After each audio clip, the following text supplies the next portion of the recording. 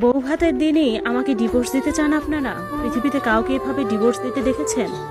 তোমার কাছ থেকে নিয়ম শিখতে হইব। আজকে বাড়ি ফিরে যাইবা, 3 মাসের মধ্যে ডিভোর্স লেটার পাওয়া যাইবা। আমার শাশুড়ি চেঁচিয়ে জবাব দিলেন। গতকাল আমার বিয়ে হয়েছে পাশের থানাতে আমার শ্বশুর বাড়ি। আমার হাজবেন্ড ব্যবসায়ী, শ্বশুর শাশুড়ি পছন্দ করেই এনেছে আমাকে। গতকাল থেকেই সবাই ভীষণ হাসি খুশি ছিল। আমার হাজবেন্ডও আমাকে ভালোই পছন্দ করেছে। ওনার নাম সাকিব, আমার নাম তুবা। কিছুক্ষণ আগের ঘটনা, আজকে বৌভাতের অনুষ্ঠান চলছে আমার শ্বশুর বাড়িতে। লোকে লোকারণ্য বাড়ি, পুরো সরগরম। পার্লার থেকে মেয়েদেরকে ডেকে আনা হয়েছে। আমাকে আজ সাজিয়েছে ওরাই। তারপরে আমাকে ধীরে ধীরে আনা হচ্ছিল বৌভাতের প্রোগ্রামে। আমার ননদ হাতে ধরে নিয়ে এসেছিল আমার ঘর থেকে বাড়ির উঠোনের প্যান্ডেলের দিকে। আমার গায়ে নীল শাড়ি আর পায়ে বিয়ের হিল স্যান্ডেল। যখন আমাকে ঘরের সিঁড়ি দিয়ে নামানো হচ্ছিল, তখন শ্বশুর সিঁড়িতে দাঁড়িয়ে কারোর সাথে ফোনে কথা বলছিলেন। ননদ আমার বাম পাশ থেকে হাত ধরে রেখেছে। আমার ডান পাশে সিঁড়ির এক কোনায় ছিলেন শ্বশুর।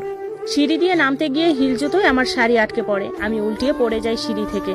তখন ব্যালেন্স হারিয়ে আমি পড়েছিলাম শ্বশুরের গায়ে। আমার ব্যালেন্সলেস ধাক্কায় শ্বশুরও সিঁড়ি থেকে পড়ে গেছেন, কিন্তু তিনি আর উঠে দাঁড়াতে পারেননি। কোমরে প্রচন্ড ব্যথা পেয়েছেন। বয়স্ক মানুষ তো, সামান্য পড়ে যাওয়াতে বড় দুর্ঘটনা হলো। শ্বশুরকে ইমার্জেন্সি নিয়ে যাওয়া হয়েছে হসপিটালে। হসপিটালের জরুরি বিভাগের ডাক্তার দেখেই বলেছেন কোমর ভেঙে গেছে আমার শ্বশুরের। খুব বড় মাপের অ্যাক্সিডেন্ট হয়েছে। অপারেশন করার পরও বিছানা সজ্জা হয়ে থাকতে পারেন সারা জীবন। এদিকে আমিও কিছুটা ব্যথা পেয়েছি পায়ে। বৌভাতের শাড়িটাও ছিঁড়ে গেছে নিচের পাড়ের দিক থেকে। বাড়ির মহিলারা কেউ এখনো হসপিটালে যায়নি। সবাই মিলে সিদ্ধান্ত নিয়েছে আমাকে ডিভোর্স দেওয়া হবে। আমার হাজবেন্ড যদিও হসপিটালে শ্বশুরের সাথে, বাড়িতে আমার শাশুড়ির ননদরা মিলে ডিসিশন ফাইনাল করেছেন। আমাকে আজকেই বাপের বাড়ি পাঠিয়ে দিবেন। ডিভোর্স লেটারও পাঠিয়ে দিবেন কিছুদিনের মধ্যেই। আজকের ঘটনাটা কিন্তু আমার ইচ্ছেতে ঘটেনি, একদম অনিচ্ছাকৃত ভুল। আমার ননদ তো আমায় ধরে রেখেছিলেন। যদি একটু শক্ত করে ধরতো তাহলেও হয়তো আমি আব্বার গায়ে পড়তাম না, এভাবে অ্যাক্সিডেন্টও হতো না। এখন তো সব দোষী আমার। এদিকে আমার বাবার বাড়ি থেকে মেহমান এসেছে অ্যাক্সিডেন্টের আগেই। আব্বা আম্মা বোঝানোর চেষ্টা করছেন আমার শাশুড়িকে, কিন্তু তারা কোনোভাবেই আমাকে মেনে নিবে না। আমি নাকি অপয়া, অলক্ষী। আমার আব্বা কোমর ভাঙার কথা শুনে তখনই হাত জোর করে অনুরোধ করেছেন আমার শাশুড়িকে, বেআইন সাহেবা, বিয়ের সকল চিকিৎসা খরচ আমি দিব। আপনি আমার মাইয়ার সংসারটাকে নষ্ট করেন না। এই মুহূর্তে আপনি আপনার মেয়ে নিয়ে ফিরে যাবেন। যে বাড়িতে না আসতেই শ্বশুরকে অকেজো করে দিতে পারে, ওই রকম মেয়ে আমরা সংসারে রাখবো না, আমার বড় ননদ জবাব দিলেন।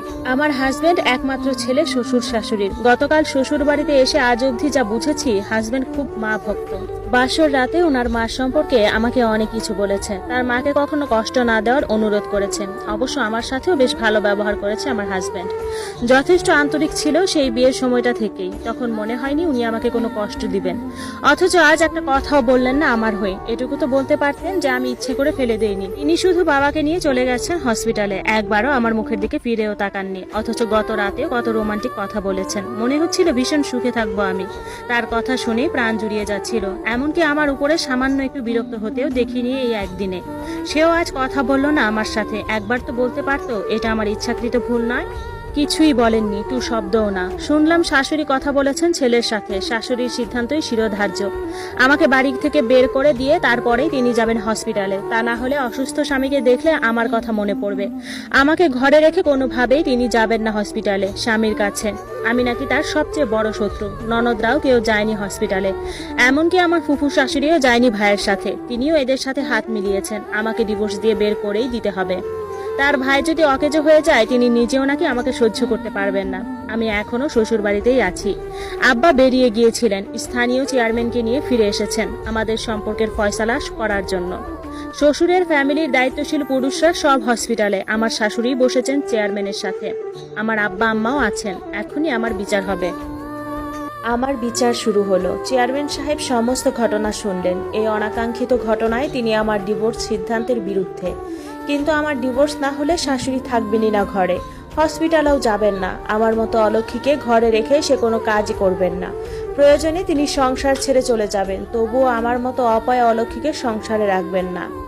অবশেষে তার সিদ্ধান্তই চূড়ান্ত হলো। বিচারে রায় দেওয়া হলো আমাকে বাবার বাড়ি পাঠিয়ে দেওয়া হবে। সেখানেই ডিভোর্স লেটার পাঠানো হবে। আব্বা আম্মা অনেক চেষ্টা করেও আমাকে শ্বশুর বাড়ি রাখতে পারলেন না। আমাকে নিয়ে ফিরে এলেন বাবার বাড়িতে। একদিন করে কেটে গেল 1 সপ্তাহ। শ্বশুর বাড়ি থেকে কেউ আমার খোঁজ নেয়নি, এমনকি আমার স্বামীও না। সপ্তাহখানেক পরে এক সন্ধ্যায় মাগরিবের নামাজ পড়ে উঠেছি। এর মধ্যেই কলিং বেল বাজলো। আমি উঠে দরজা খুললাম, তাকিয়ে দেখি আমার হাজবেন্ড দরজার সামনে দাঁড়িয়ে। আমি ভেতরে আসার অনুরোধ করলাম, ও ভেতরে এসেছেন। এসেই আমার আব্বার খোঁজ করলো। আব্বা ছিলেন মসজিদে। হাজবেন্ড আমাকে বলল, তোমার আব্বাকে খবর দাও তো, বেশিক্ষণ থাকতে পারবো না। আমি মসজিদে পাঠিয়ে দিলাম একজনকে, সে আব্বাকে ডেকে নিয়ে এলো। ও আমার আব্বার সাথে কিছুক্ষণ কথা বলল। কথার সারাংশ ছিল সে কিছু টাকা দেবে আব্বার হাতে। ওই টাকাটা আব্বার হাত থেকে নেওয়ার সময় ছবি তুলে এবং ভিডিও করে নিয়ে যাবে, সবাইকে বলবে যে আমার আব্বার টাকায় শ্বশুরের চিকিৎসা হচ্ছে। ওর কথা শুনে আব্বা আমতা আমতা করলেন। টাকা না দিয়েও টাকা দেওয়ার অভিনয় করাটা অশোভন, কিন্তু বেচারা আব্বাকে বোঝালেন এমনটা না করলে আমাকে আর শ্বশুর বাড়িতে ফেরত নেওয়া সম্ভব নয়। আমার শ্বশুরের চিকিৎসার টাকা আমার আব্বা দিয়েছে এমনটা দেখালেই নাকি সবাই কুল হয়ে যাবে। সব ভেবে আব্বাও রাজি হলেন। 3 দিন পরে লাখ দুয়েক টাকা নিয়ে হাজির হলো আমার হাজবেন্ড। আমার আব্বার হাত থেকে টাকা নেওয়ার ভিডিও করে নিয়ে গিয়েছিল। ও বুক ফুলিয়ে বলে আমার শ্বশুরের টাকায় চিকিৎসা হয়েছে। বিপদের দিনে তিনি আমাকে সাহায্য করেছেন। তার মেয়েকে ডিভোর্স দিয়ে আমি তাকে বিপদে ফেলতে পারি না। আল্লাহর ইশারায় আমার শ্বশুর আস্তে আস্তে সুস্থ হয়ে ওঠে। লাঠিতে ভর দিয়ে হাঁটতে হয় তাকে, তবুও বিছানা সজ্জাত হতে হয়নি। টাকাটা আমাদের বাড়ি থেকে গিয়েছে শুনে সবাই একটু নরম হয়। 2 মাস পরের ঘটনা। আজ আমার হাজবেন্ড আবার আমাকে নিতে এসেছে। এর মধ্যে ফোনে কথা হয়েছে আমাদের। আজ একদম বরের পাঞ্জাবি পরে সেজেগুজে এসেছে আমাকে নিতে। শুধু একা আসেনি, আমার শাশুড়ি ননদদেরকেও জোর করে নিয়ে এসেছে, যেন ভবিষ্যতে কিছু না বলতে পারে। আমার হাজবেন্ড রুমে এসে আমায় বলল, এই একটু জড়িয়ে ধরো তো। আমি জবাব দিলাম, কেন? তোমার স্বামীর ইচ্ছে। স্বামীর ইচ্ছেতে আমায় চলতে হবে কেন? স্বামীর সাথে আবার শ্বশুর বাড়ি ফিরে যাচ্ছে যে। ও আচ্ছা। এর মধ্যেও নিজে এসেই আমাকে জড়িয়ে ধরলো। তারপরে ফিসফিস করে বলল, তোমার জন্য মনটা অনেক কেঁদেছে। আমি এক ধাক্কায় সরিয়ে দিয়ে বললাম, দেখেছি তো বউ ভাতের দিন, একটু প্রতিবাদও করো নাই। আমার হাজবেন্ড শান্ত কণ্ঠে জবাব দিল, শোনো, ওই সময় আমি তোমার পক্ষে গেলে পরিস্থিতি আমার বিপক্ষেও চলে যেতে পারত। আমি সবার সাথে সায় দিয়ে তোমাকে আবার ফিরিয়ে নেওয়ার ব্যবস্থা করেছি। যদি তোমার হয়ে প্রতিবাদ করতাম তাহলে হয়তো আজকে আমার কথা ফ্যামিলির কেউই শুনতো না। ও আচ্ছা, চলো বাসর করি এখন। হ্যাঁ, যাও, দূরে যাও, সময় টময়ের হিসাব নেই, আসছে বাসর করতে। আমার স্বামী বলল, তোমার স্বামীর ইচ্ছে সব সময় বউয়ের হৃদয়ের কাছে থাকবে। এভাবে আমার স্বামীর ইচ্ছেতে আবার নতুন করে আমার সংসার শুরু হলো।